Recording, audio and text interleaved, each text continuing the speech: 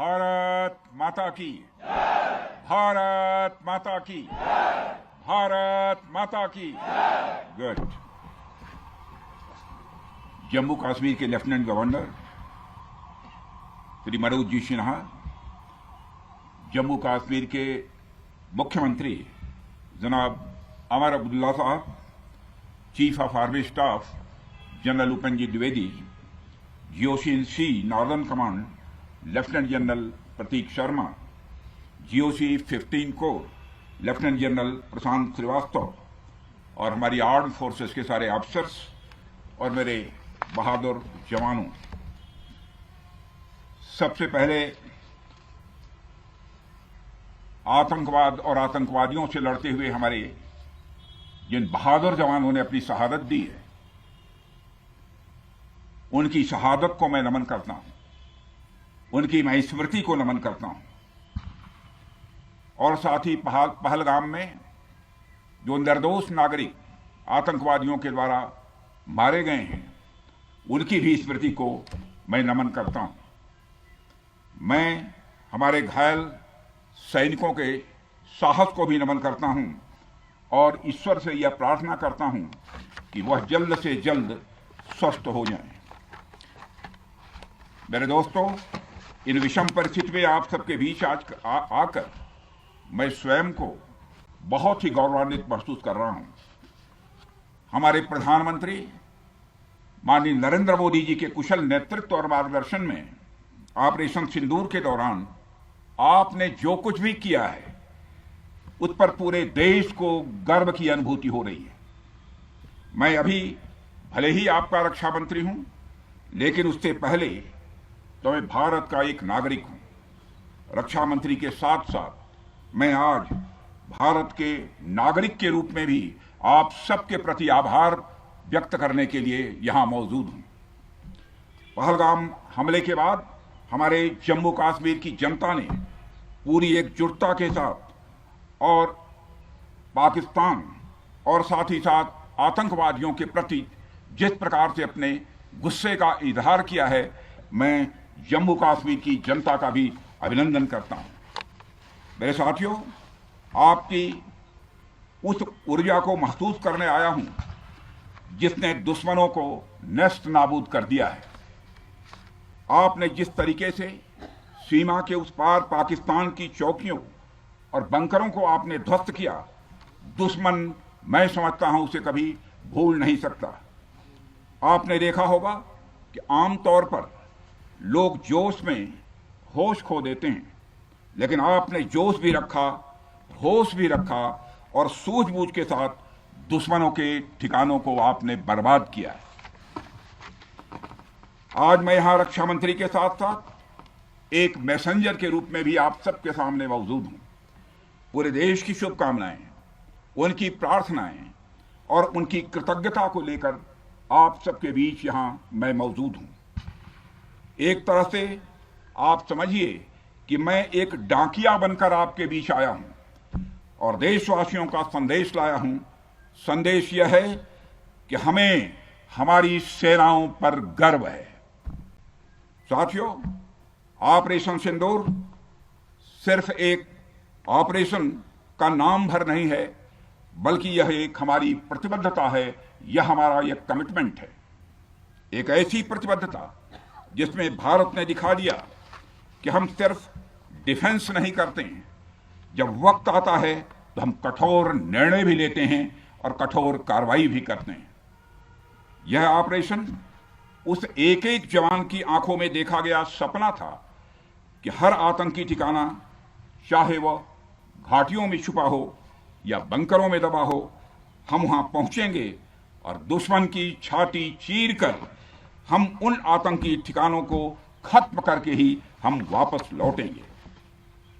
मेरे साथियों, ऑपरेशन सिंदूर आतंकवाद के खिलाफ भारत द्वारा चलाई गई अब तक के इतिहास की मैं मानता हूं यह सबसे बड़ी कार्रवाई है। 35-40 वर्षों से भारत सरहद पार से चलाए जा रही आतंकवाद का सामना कर रहा है। आज भारत ने पूरी दुनिया को यह साफ कर दिया है, यह स्पष्ट कर दिया है कि आतंकवाद के खिलाफ हम किसी भी हद तक जा सकते हैं। साथियों, आतंकवादियों ने पहलगाम में आतंकवादी घटना को अंजाम देकर भारत के मस्तक पर चोट पहुंचाने की कोशिश की है। भारत की सामाजिक एकता को तोड़ने का भी प्रयास किया गया है। उन्होंने भारत के माथे पर वार किया, हमने उनकी छाती पर वार किया है और छाती पर घाव किया है। पाकिस्तान के जख्मों का इलाज इसी बात में है कि वह भारत विरोधी और आतंकवादी संगठनों को पनाह देना बंद करे और अपनी जमीन का इस्तेमाल भारत के खिलाफ किसी भी सूरत में न होने दे। साथियों, आपको याद होगा कि लगभग 21 साल पहले स्वर्गीय अटल बिहारी वाजपेयी जी के सामने इसी पाकिस्तान ने इस्लामाबाद में डिक्लेरेशन किया था कि अब उनकी धरती से आतंकवाद एक्सपोर्ट नहीं किया जाएगा। मगर पाकिस्तान ने भारत को धोखा दिया है, पाकिस्तान ने भारत को छला है और आज भी वह धोखा दे रहा है। इसका खामियाजा अब उसको भारी कीमत करके भुगतना पड़ा है और यह कीमत, यदि आतंकवादी वारदातें चलती रही तो लगातार यह बढ़ने ही वाली है। हमारे प्रधानमंत्री श्री नरेंद्र मोदी जी ने दो टूक शब्दों में आतंकवाद के खिलाफ भारत की नीति को रीडिफाइन कर दिया है, इसे परिभाषित कर दिया है, जो यह कहती है कि हिंदुस्तान की सरजमी पर किया गया कोई भी आतंकी हमला एक एक्ट ऑफ वार माना जाएगा। दोनों देशों में जो अंडरस्टैंडिंग बनी है फिलहाल वह इसी बात को लेकर है कि सरहद पार से कोई बेजा हरकत अब नहीं की जाएगी। अगर की गई तो बात निकलेगी तो बहुत दूर तक जाएगी। साथ ही हमारे प्रधानमंत्री ने यह भी साफ कर दिया है, आतंक और बातचीत कदापि एक साथ नहीं चलेंगे और अगर बात होगी तो आतंकवाद पर होगी और पाक ऑक्युपाइड कश्मीर पर ही होगी।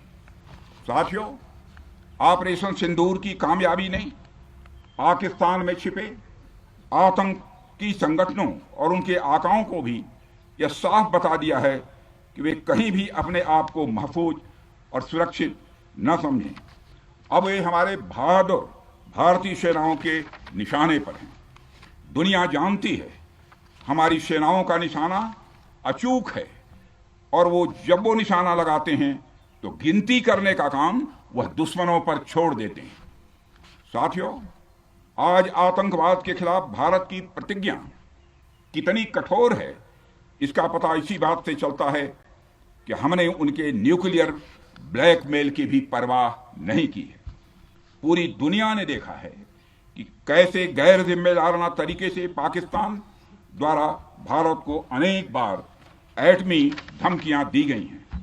आज श्रीनगर की धरती से मैं पूरी दुनिया के सामने यह सवाल उठाना चाहता हूं कि क्या ऐसे गैर जिम्मेदार और रोग नेशन के हाथों में परमाणु हथियार सुरक्षित हैं? मैं दुनिया के सामने यह सवाल खड़ा करना चाहता हूं। मैं मानता हूं कि पाकिस्तान के एटमी हथियारों को IAEA international atomic energy agency की निगरानी में लिया जाना चाहिए। मैं ये कहना चाहूंगा और साफ तौर पर कहना चाहूंगा। साथियों, हमारी सेनाओं हमारी सीमाओं पर अपनी मातृभूमि की रक्षा के लिए जिस तरह से आप सभी बिना रुके बिना थके दिन रात लगे रहते हैं वह अपने आप में अद्भुत है और अद्वितीय भी है। आपकी यही बातें हम सब भारतीयों के लिए मार्गदर्शक का कार्य करती हैं। यही कारण है कि मैं हमेशा आपसे मिलने के लिए उत्साहित रहता हूं ताकि आपके अंदर की ऊर्जा से हम सब भी कुछ प्रेरणा ले सकें। साथियों, आतंकियों ने पहलगाम में धर्म पूछकर हमारे निर्दोष लोगों को मारा। उसके बाद आपने जो जवाब दिया उसे पूरी दुनिया ने देखा है।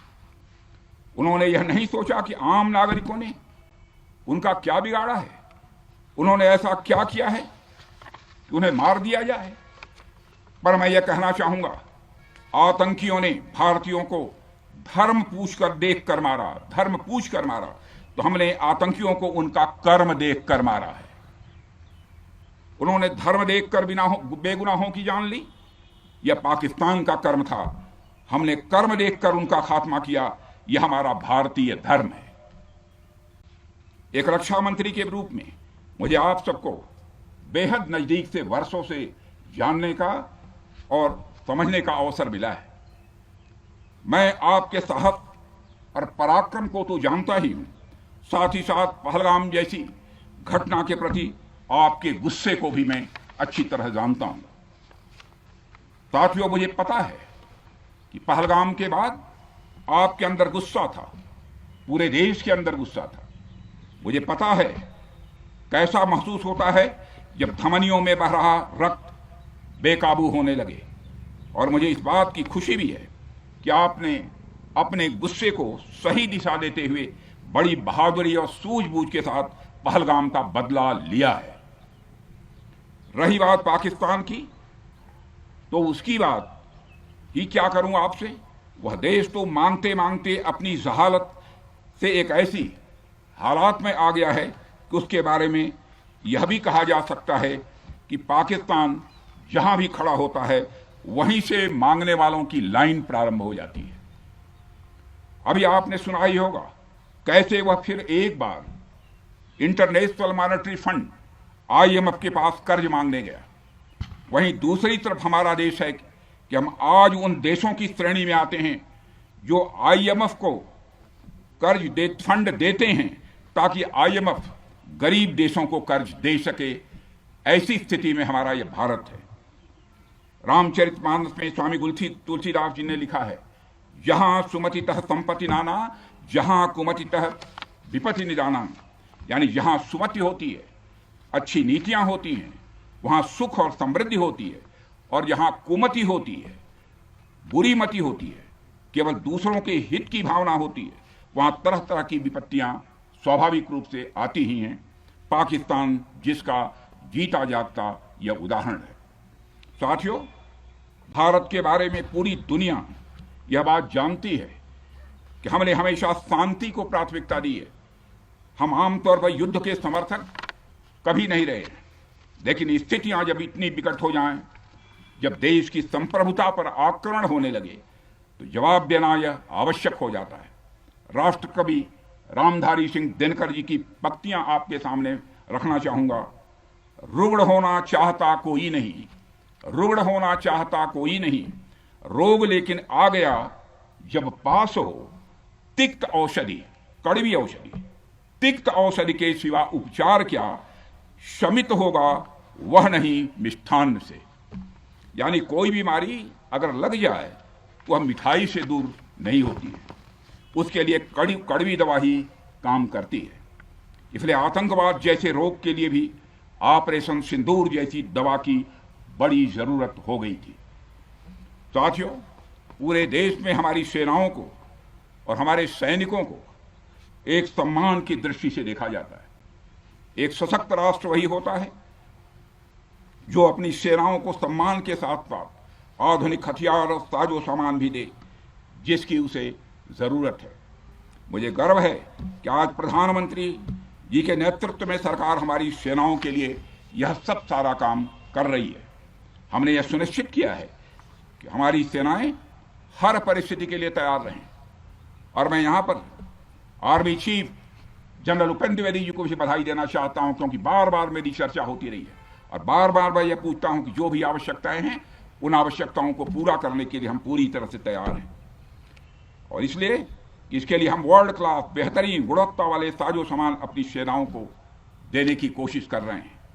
आज आधुनिक राइफल्स, मिसाइल डिफेंस शील्ड और ड्रोन्स जैसी नई पीढ़ी के कई इक्विपमेंट को तेजी से भारत में ही बनाया जा रहा है। साथियों, इसके अलावा सीमावर्ती इलाकों में हमने जो काम किया है वो आप सब देख रहे होंगे। आज एलएसी और एलओसी पर भी कनेक्टिविटी है, वैसी पहले शायद कभी नहीं थी।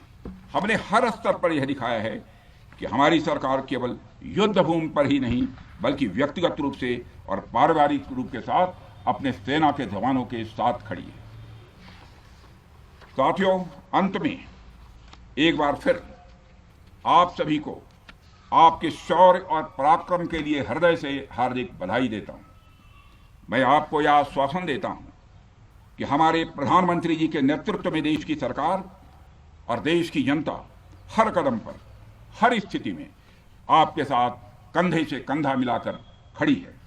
मुझे पूरा विश्वास है कि आपके सहयोग से हम इस पूरे क्षेत्र में आतंकवाद का समूल नाश करेंगे, ताकि कल को कोई भारत की संप्रभुता के खिलाफ आंख उठाने की हिमाकत न कर सके। इसी आशा और विश्वास के साथ आप सबके शौर्य और पराक्रम की सराहना करते हुए और आप सभी को अपनी हार्दिक शुभकामनाएं देते हुए अपना निवेदन समाप्त करता हूं।